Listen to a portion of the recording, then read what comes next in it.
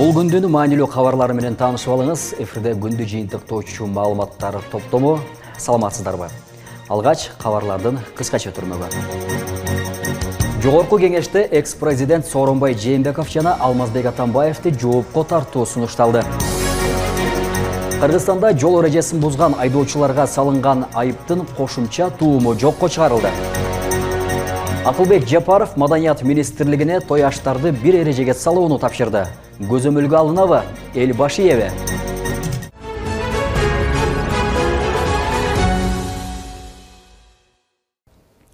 Эми ушул жана башка маалыматтардан кененирээк кабардар кылып, студияда мен Азамат Байытов кызмат кылам. Жогорку кеңештин мурдагы депутаты Гулясалы Садырбаева ааламдан өттү. Бул тууралуу анын жакындары билдирди. Садырбаева 1952 жылдын 4 ноябрында Жалал-Абад облусунун Нокен районуна караштуу Шайдан айылында туулган. 1971 жылы Жалал-Абад шаарындагы педагогикалык училищаны бүтүргөн. 1980 жылы Ош мамлекеттик университетин аяктаган. Эмгек жолун 1971 жылы номер 4 жаңы турмуш орто мектебинде мугалимдиктен баштаган. 1978 жылдан тартып аталган мектептин баштапкы класстарынын окуу бөлүмүнүн башчысы болуп иштеген. 1980 жылдан 92 жылга чейинки аралыкта Ниязов атындагы облустук мектеп-интернаттын окуу бөлүмүнүн башчылык кызматын аркалаган. 1992 жылдан 2010 жылга чейин бул мектеп-интернаттын биология мугалими болуп эмгектенген.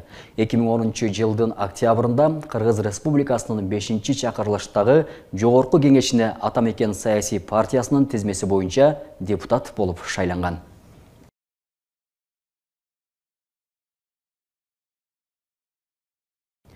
Жогорку кеңештин депутаты Акылбек Түмөнбаев парламентти 28 февралдагы жыйынында экс-президент Сооронбай Жээнбеков жана анын президенттиги учурунда жанында жүргөн адамдарды жоопко тартуу маселесин көтөрдү. Ал учурдагы бийлик бажы кызматынын төрагасынын мурдагы орун басары Райымбек Матраимов менен байланышы бар адамдарды аныктоо ишин жүргүзүп жатканда Сооронбай Жээнбеков мамлекеттик резиденцияда жашап жатканына нааразычылык билдирди. Депутат Сооронбай Жээнбековтан тышкары Икрамжан Илмиянов, Алмамбет Салиев деген ысымдарды атады.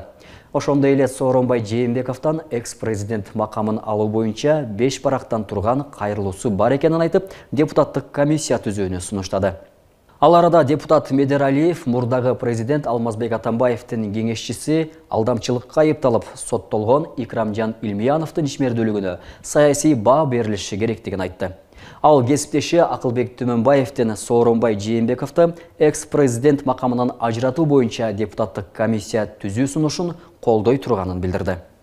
Матраимовду саясий аренага алып келип, партия түзүп берген кишилерибиз биздин кыргыз мамлекетинин төрүндө мамлекеттин эсебинен жашап, мамлекеттин машинасын минип, мамлекеттин акчасын алып жүрөт. Ал ким?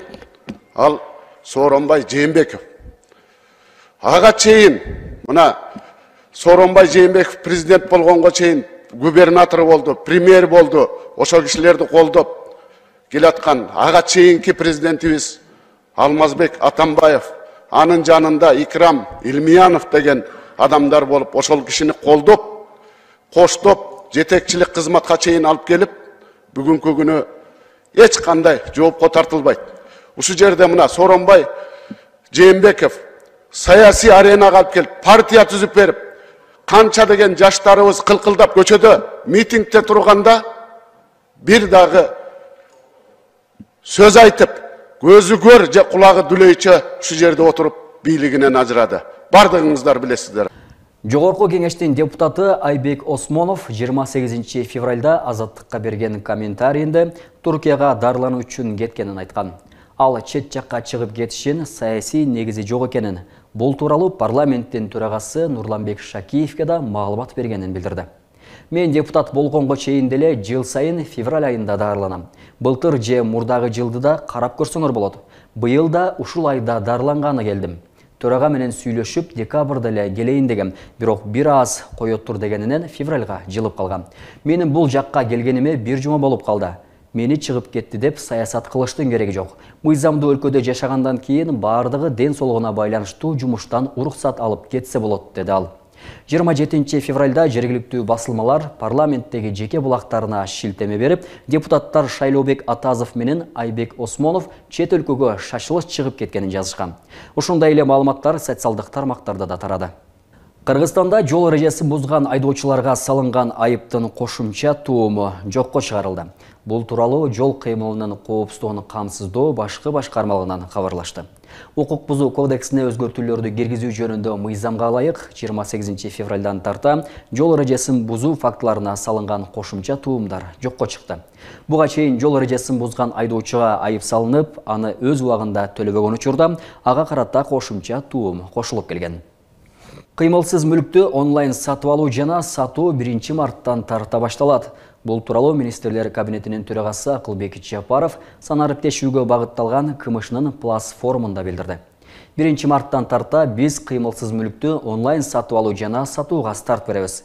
Тагыраагы түндүк платформасы аркылуу батирди кайра каттаса болот. Бул үчүн үйүн сатып жаткан адамдан да, сатып алып жаткан кардардан да түндүк мобилдик тиркемеси жана электрондук кол тамгасы болушу керек, деди Жапаров. Анын айтымында каттоо үчүн зарыл болгон бардык маалыматтар автоматтык түрдө толтурулат. Сатуучу менен кардар биометрикалык идентификация аркылуу өздүгүн гана тастыкташы керек болот. Шаар тургундарын түйшөлткөн жолдун абалы, жаратылыш газынын таңкыстыгы, саркынды суулар, бул көйгөйлөр Туран муниципалдык аймактык башкармалыгында. Жашоочулар бул маселелерди кала башчысы Бактыбек Жетигенов менен жолугушуу учурунда айтышты. Аны менен катар жер мунапысы боюнча маселе козгошту. Аталган шаарчага көңүл буруп, каржылык колдоо керектигин билдиришти. Шаар мэри жашоочулардын суроолоруна жооп берип, тиешелүү кызматтарга тапшырма кылды. Bizde toğuntular köygöylер var, bizden mağara varlan dedi yok. Oşun mamıçılar turalda bıktırı siz gelgensiz, mamıçılar tolup jetken yok dedi, 15 gibi. Andan sırtlar ayrı sarkıvatlardan sudan tolup jetken yok. Экинчи маселебиз мектеп бүткөн, тургузулган, бирок ремонту бүтпөй 5-6 жылдан бери соттун иши бүтпөй атат. Бул көйгөйлөр бир канча жылдардан бери арылбай шарты оор кырдаалда жашап келген Туран муниципалдык аймактык башкармалыгы тарабынан айтылды. Жашоочулар жыйында эң көп жол маселесин көтөрүшүп, ага асфальт төшөө талаптарын коюшту. Анткени аймактагы ички жолдор кээ учта балга келип, жашоочуларга ыңгайсыздык жаратат. Экинчиден жол маселеси бизде өтө курчап алып турат.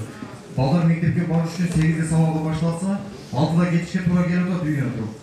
Кар катандар содагерлер барып түшүп, жумушта барып келиш үчүн эртең саат 6-да барып кечки акылчы маршрутты каттамай келишет. Бизге дачага чыгып барыш үчүн целый квест жолчу.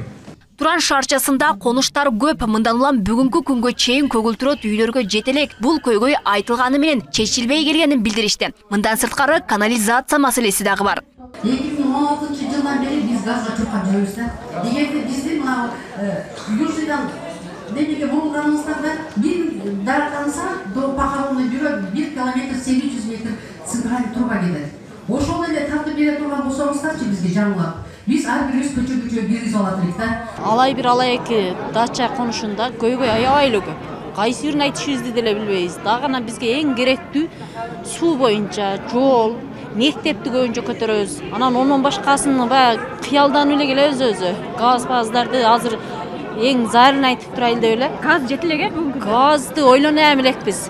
Бизге эң главный суу менен мектеп болуп берсе. Аймактын көйгөйү муну менен эле чектелбейт. Шаарча социалдык объекттерге дагы муктаж. Мектептин жоктугунан окуучулар шаардын борборуна каттап окуусуна туура келет. Ага кошумча коомдук транспортко дагы муктаждык күч. Мектепке кооптуу, себеби 2-3 километрден алыстан келишет, жарлар бар, иттер бар, башталар бар деген жарыкчылык жок көчөлөрүбүздө. Айрым көчөлөрдө эми кээ жерлерде бар. Ушуларда өтө коркунучтуу. Канчасы иттерге таланып атат, канчасы түнү менен коркуп көчөдө ыйлап калып атат. Ушуларга дагы бир шарт түзүп берсе дейбиз. Жыйында кала башчысы быйылкы жылы жолдорду оңдоого басым жасааларын белгилеп, жеринде тиешелүү кызматтарга тапшырма кылды. Быйыл кеңейтүүгө возможность барбы? Биз сметасын чыгарып көрөлү, бакча канча чыгарып жатты кетет экен. Сизге Санаторийде эгерде возможность болсо кеңейтип берели. Шаар мэри Бактыбек Жетигенов бир жумадан бери аймактык башкармалыктарда эл менен жолугушууларды өткөрүп, суроолоруна жооп берүүдө. Анда басымдуу социалдык көйгөйлөр көтөрүлүп жатат. Ага чейин Жапалак айылынын эли менен жолугушкан. Алар көрүстөндө Жапалак аймагына көчүрүүгө каршы пикирин билдиришкен. мусорканын жытына дагы чыдап атабыз, суббота воскресенье автотыгынга да чыдап атабыз. Мүрзөнү башка жактан караштырып берсеңиз. Эми баары киргизе албайсың, эң көйгөйлүү, эң керектүүсүн четинен бүтүрөбүз. Анан мен айтып кеттим, бул ар бир жолугушууда. Азыр график түзөбүз. Ушул берилген суроолор боюнча жазуу түрүндө, озек түрүндө жеринен барып, ар бир жетекчилер алып, өзүм барып кыдырып, ар бир суроондо мындай көз жамын калтырбайбыз.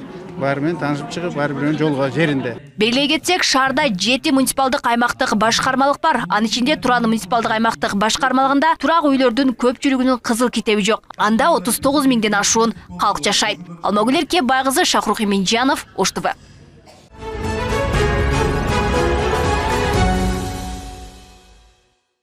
Ош шаарынын казынасындагы 2 миллиарддан ашык каражат кайда сарпталып, кандай иштери жасалары ар бир шаар тургуну үчүн кызык. Каражаттарды тармактарга бөлүштүрүү алдынан элдин пикири эске алынып, кече коомдук угуу болуп өттү. Эми жакынкы күндөрү шаардагы эл өкүлдөрүнүн сессиясында ар кайсы тармактарга так бөлүштүрүлүп берилет.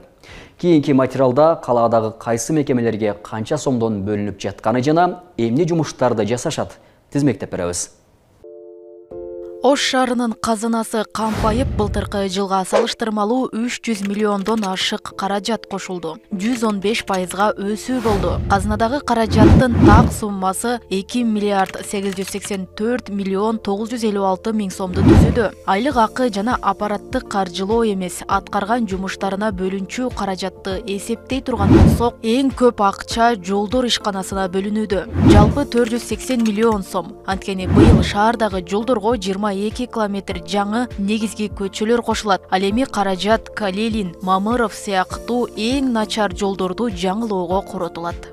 Минтрансқа караган негизи баягы шаардагы көчөлөр бар да, жалпы бир 22 километр жолду быйылкы жылга бизге толугу менен өткөрүп берүүдө. Атап айтсак, мына Мамыров көчөсү, Кооператив көчөсү, Касымбеков, Висанов ошол көчөлөрдү быйылкы жыл бизге өткөрүп берди. Ал эми эң негизги бир көйгөйлөрдүн бири болгон шаарга ар дайым эле сөз тийип келген бул Мамыров көчөсү бар. Анан кийин мына Калелин көчө деп коет, Амир Темур көчөсү. Ошону асфальт төшөөгө толугу менен бар реконструкция кылууга быйылкы жылга планга киргизип атабыз. Кудай буюрса, мэриянын колдоосу менен жергиликтүү бюджеттен тиешелүү акча каражаты бөлүнүп берилсе, ошол көчөлөрдү толугу менен капиталдык ремонттон өткөрөлү деген планда турабыз. Экинчи сапта капиталдык курулуш башкармалыгына 300 миллион сом бөлүнүүдө. Бардык курулуштардын жоопкерчилиги жүктөлгөн башкармалыкка республикалык казынадан дагы 200 миллиондун тегерегинде акча бөлүнөт. Аталган башкармалык быйыл калаадагы эң ири долбоорлордун бири болгон Ош шаарынын кире беришиндеги 2 деңгээлдүү жол курулушун ишке ашырат. Андан тышкары 5 социалдык объект куруу сыяктуу бир нече долбоорлору бар. Бөлүнгөн акчанын 80 миллиондойун Борбордук стадионго жумшап, жаңы газон, заманбап шарттарды түзүүгө коротушат. Биз негизинен бул жумуштарга, бул акча каражаттарга мына Ош шаарына кире беришиндеги автомобилдик унаа жолун курабыз. Бул развязка деп атпайбызбы, 2 деңгээлдүү жол. Ушул жолду курабыз. Биринчи биздин приоритет ушул жол, ушул көпүрө, 2 деңгээлдүү көпүрө. Андан кийин биз таза суу багытындагы, мына кечээ мэр эл менен жолуккандагы Жапалак айылында таза суу көйгөйлөрү бар. Ал жака биз өткөн жылы шаар ичинде көйгөй чечилсе, эми ушул жаңы конуштардагы Жапалактагы ушул таза суу маселеси боюнча ал жака да суу кампаларды курабыз. Ошондой эле муниципалдык менчик башкармалыгынын титулдук баракчасына 219 миллион 735 миң сом каралууда. Оштогу көрктөндүрүү жана жашылдандыруу чарба комбинаты муниципалдык ишканасына 180 миллион 276 миң сом. Ош Свет муниципалдык ишканасына 97 миллион 380 миң сом бөлүнүүдө. Жок, ал мындай. Негизи бюджеттик кодекс боюнча 12ден 1 бөлүгү иштеле берет. Бул жерде бизге эмне заявка түшкөн болсо, акча январдын башынан баштап биздин бюджетке түшүп баштайт. Албетте баягы өтө көйгөйлүү маселе, бюджет кабыл алынганга чейин бирден бөлүгүнө мыйзам жол берет. Алайга эмне керек болгон болсо, биз алардын баарын бөлүп беребиз, заявка берген болсо эле. Ишкана мекемелер эмес тармактарга карай бөлүштүрүп карай турган болсок, эң көп каражат турак жай жана коммуналдык кызматтар тармагына 888 миллион 383 миң сом каралууда. Экономикалык маселелерге 628 миллион 17 миң сом бөлүнүүдө. Билим берүү тармагына 554 миллион 694 миң сом бөлүнөт. Ал эми маданият жана спорт тармагына 136 миллион 634 миң сом каралууда. Социалдык коргоо тармагына 30 миллион 288 миң сом бөлүү пландалууда. Негиздеме өнүгүүгө жалпысынан эле айтып койсо 1 миллиард акча каралды. Анын ичинде эле ошол УГУДга, УКСКка, ушу жол маселелери, бала бакчаларды, анан башка майда чүйдө көйгөйлүү маселелер аябай көп да. Ошонун баарын бириктирип жана эле айтып атпайбы, опора, столболорчу. Столбор бүгүнкү күндө бизге түшкөн заявка 1000дей түштү. Быйыл ошолордун баарын толук бүтүрүп берип коелу атабыз. Былтыр 300дөй бүтүрүп бергенбиз. Бул да көйгөйлүү маселелер. Ошолордун баары бирип, где-то 1 миллиард акча барып атат өнүгүүгө. Ал эми келерки жылы Ош шаарынын казынасын 3 миллиардтан ашыруу планы бар. Жогоруда көрсөтүлгөн суммалар Ош мэриясынын сунушталган долбоору. Так чекитти коюп бөлүштүрүү маселеси шаардык кеңештин сессиясында алдыңкы күндөрү каралат. Роза Акматжан кызы, Адилбек Абдакимов, Ош ТВ. Окшош тойлор тажатты. Жаңыча ойлонолу. Мындай маңыздагы демилгелер акыркы күндөрү көп көтөрүлө баштады. Анын катарында министрлер кабинетинин төрагасы Акылбек Жапаров Маданият министрлигине той аштарды өткөрүүдө бирдиктүү эрежелерди киргизүүнү тапшырды. Буга чейин эксперттер тобу тойлордун жаңы форматын же эрежесин да сунуш кылышкан. Бирок азырынча жаңы сунушталган форматтар эл ичинде колдонулбай жатат.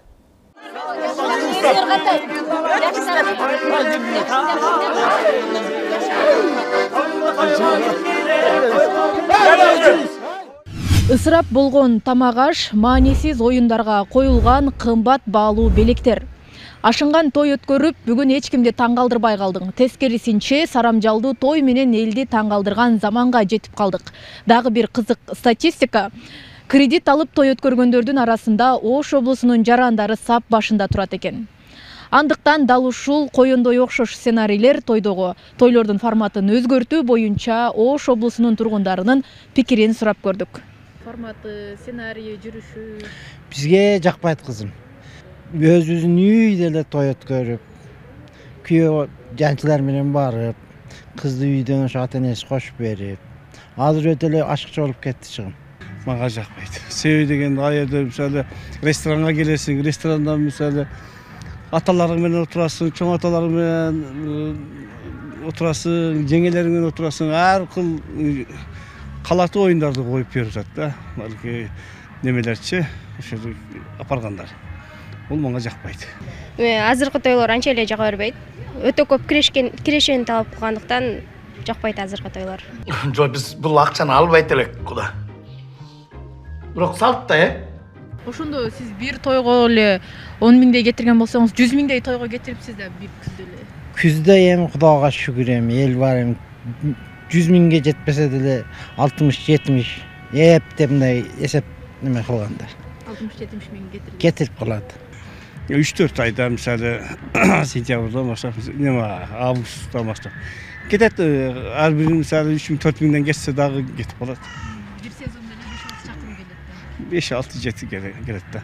Мен деле бир айларда ачыгын айтканда бир 300 миң кошуп коюп атам. Ал баягы айлык аш деген адамдарга бир аз оор болуп калат экен. Себеп дегенде 30 миң айлык алган адам бир айына 5 жолу той болуп калганда эле 5 миңден кошкондо эле тойдон эле башың чыкпай калат. Калың той пой деген нерселер окшошпойт албыз эле. Плюс 150 киши. 150. Министрлер кабинетинин төрагасы Акылбек Жапаров Маданият министрлигине той аштарды өткөрүүдө бирдиктүү эрежелерди киргизүүнү тапшырды. Өкмөт башчы учурдагы тойлорду сынга алып аша чабуу бар деп эсептеди. Ал белгилегендей акыркы кезде той өткөрүүдө жолсунсуз жоруктар жасалып жатат. Кыргыздын тою болуп атат, ошо кесүүсү болуп атат, кыз узатып атат, келин алып атат дегендердин баары бир мындай бир түрдүү болсо, ар бир тамада каалагандай кылып өткөзөт. Ар бир үй бүлө өзүнүн аң сезимине, деңгээлине жараша өткөзөт. Пил болсо пилди да алып кирмек, жакында атты алып кирип атышат, тойдун ичине жыгылып, болгон мындай каада салттын баарын иреттеп берсеңиздер деген сиздерден өтүнүч да. 4000ден ашык тойлорду алып барган Оштогу белгилүү тамадалардын бири Аман Ибраев тойлорду чектөө пикирине макул эмес. Ал ар бир адам өзү каалагандай той өткөрүшү керек деп эсептейт. Ал эми ысырапкорчулукту адамдар өздөрү түшүнүп жетип, баш тартмайынча жыйынтык болбойт деген пикирде. Тойдун форматын өзгөрүш өтө кыйын. Болгону мен форматын кантип, мисалы 7 дубан бар. Түштүк анан түндүк да, мисалы Бишкек шаарында башкача өтөт, бизде башкача өтөт, мисалы. Болгон тойду эртерээк баштасак 4-5-те мисалы да. И тойлор жума, ишемби, жекшемби гана күндөр болсо, 3 күн жумасыначы. Ошого көндүрсөк болот да. Биз азыр пандемик деле, дүйшөмбү деле Кудайдын куттугун той болуп атпайбы? Элдин баары тойдо. Мен ушул жагынан эгерде өзгөртүү киргизсе, ушул жагынан киргизмекмин.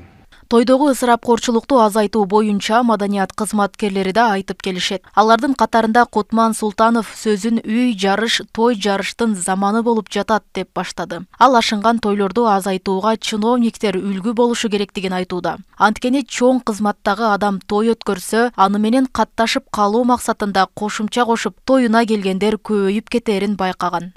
Өздөрүнүн кесиптештерин же болбосо чоң кызматта иштеген бирөө той кылса, алдында иштегендер кийин жумушум түшүп калабы же ишим түшүп калабы деп көрүнгөндүн баары бара бергендер бар. Анан чакыра бергендер бар. Ресторан толло эл, ысырапкорчулуктун болуп атканы бул бир аз туура эмес көрүнүш. Мен ошол ысырапкорчулукка өтө көп мейман чакырганга каршымын. Мен деле той бердим, ниет кылып жүрдүм. Ниет кылат экенсиң ар бир инсан. Мен тамада катары өзүм деле айтып коеюн. 350 адам чакырып той бердим. Азырынча тойдогу ысырапкорчулукту азайтуу жана улуттук баалуулуктарды эске алуу менен өткөрүү демилгеси көтөрүлүп жатат. Бул үчүн эксперттер тобу тойлордун жаңы форматын же жаңы эрежесин да сунуш кылышты. Бирок азырынча жаңы сунушталган форматтар эл ичинде көп колдонула элек. Роза Акматжан кызы, Адилбек Абдакимов, Ош ТВ. Министрлер кабинети Кыргызстанда уран жана тори кендерин гео чалгындоо жана иштетүүгө тыюу салган норманы алып салууну көздөп жатат. Экономика министрлигинин бул мыйзам долбоору коомдук талкууга коюлган. Маалым болгондой, уран жана тори кендерин гео чалгындоо жана иштетүүгө тыюу салган мыйзам 2019-жылдан бери иштейт. Министрлик тыюу салуу боюнча мыйзам калктын саламаттыгын сактоого, ошондой эле радиациялык жана экологиялык коопсуздукту сактоого багытталганы менен документ дүйнөлүк кризис маалында өлкө экономикасы үчүн терс таасирин тийгизип жатканы белгиленген. Атап айтканда, мыйзамды иштеп чыгуу жана кабыл алуу учурунда COVID-19 пандемиясынын экономикага терс таасири жана Кыргызстандын ири стратегиялык өнөктөшү болгон Россияга каршы санкцияларды алдын ала айтуу мүмкүн эмес болчу. Учурда Кыргызстандын экономикасы кошумча киреше булактарына муктаж деп жазылат негиздемеде. Министрлер кабинети уран менен ториди казып алууда заманбап технологиялар колдонулуп, айлана чөйрөгө зыяны аз болот деп убадалууда. Кыргызстан кызамыкка каршы 264 500 доза вакцина алды. Бул тууралуу Саламаттыкты сактоо министрлигинен кабарлашты. Бул үчүн мамлекеттик казынадан 21 миллион сом бөлүнгөн. Республикалык иммунопрофилактика борборуна вакциналарды өткөрүп берүү иш-чарасы 28 февралда өтөт. Ага Саламаттыкты сактоо министринин орун басары Бүбүжан Арыкбаева жана ЮНИСЕФтин өкүлдөрү катышат. Кызамык оорусуна каршы эмдөө өнүктүгүнүн экинчи этабынын алкагында 9 айдан 7 жашка чейинки балдар эмдөөдөн өтүшөт. Вакцина ошондой эле бейтап менен байланышта болгон бардык адамдарды шашылыш эмдөө үчүн жер-жерлерге жөнөтүлөт.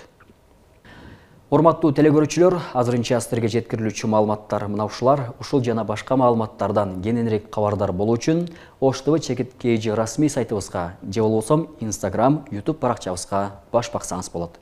Саламатта туруңуздар.